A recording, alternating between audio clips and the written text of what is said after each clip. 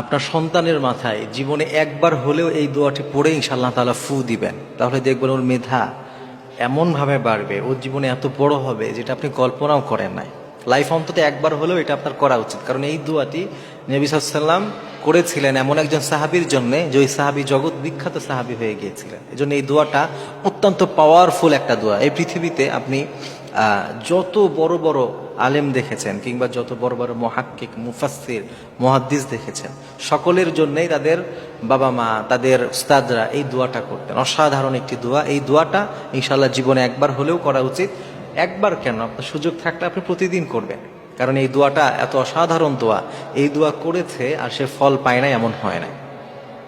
হাদিসের মধ্যে সে বিশ্বনবী সাল্লাল্লাহু আলাইহি ওয়াসাল্লাম, হযরত আব্দুল্লাহ ইবনে আব্বাস রাদিয়াল্লাহু আনহুম, তিনি যখন শিশু ছিলেন, তিনি যখন ছোট ছিলেন, তিনি নবী সাল্লাল্লাহু আলাইহি ওয়াসাল্লামকে একবার একটা খেদমত করেছিলেন। আমার নবীজি তার উপরে এই পরিমাণ খুশি হলেন, এই পরিমাণ সন্তুষ্ট হয়ে গেলেন, নবীজি তাকে ফু দিলেন, তার মাথায় হাত রাখলেন। এরপরে এই অসাধারণ দোয়াটি পড়ার কারণে মুহাদ্দিসিনরা ব্যাখ্যা করেছেন, আল্লাহ তাআলা তার জেহেন জাকুয়াত এই পরিমাণ বাড়িয়ে দিয়েছিলেন। আল্লাহ তাআলা তাকে এমনভাবে বিশ্বনবীর এই দোয়ার কারণে কবুল করেছিলেন, তার মতো মুফাসসির এই পৃথিবীতে আজ পর্যন্ত তৈরি হয় না।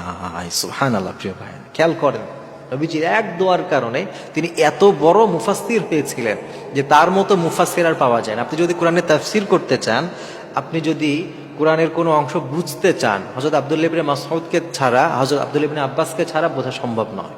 তার কাছে হয়েই আপনাকে বুঝতে হবে। এত বড় মুহাদ্দিস, এত বড় মুফাসসির আল্লাহ তাআলা তাকে বানিয়ে দিয়েছিলেন। এজন্য আপনি যদি আপনার সন্তানের ভালো চান, আপনি যদি চান আপনার সন্তান বড় হোক, আপনার সন্তান অনেক ভালো কিছু দ্বীনের জন্য করুক, মানুষের জন্য, কল্যাণের জন্য কিছু কাজ করে যাক, কিছু করে যাক, এই পৃথিবীতে কিছু রেখে যাক যেটা আপনার জন্য জান্নাতে উসিলা হতে পারে, তাহলে আপনার সন্তানকে নিয়মিত আপনি এই দোয়া পড়বেন। বিষ্ণু সাল্লাল্লাহু আলাইহি ওয়াসাল্লাম এই দোয়াটি অসাধারণ একটু দোয়া শিখিয়েছিলেন।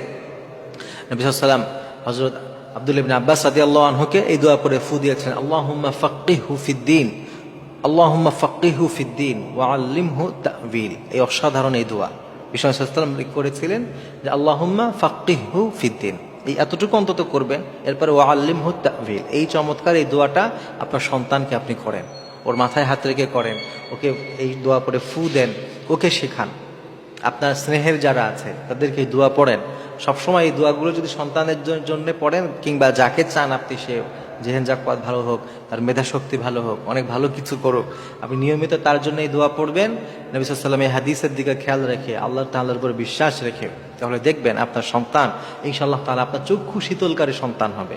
ও জীবনে এমন কিছু করবে যেটা আপনি কল্পনাও করেন না। গোটা পৃথিবীর জন্য সে এক উদাহরণ হয়ে থাকবে যদি আপনি তার জন্য এই দোয়াটা করতে পারেন।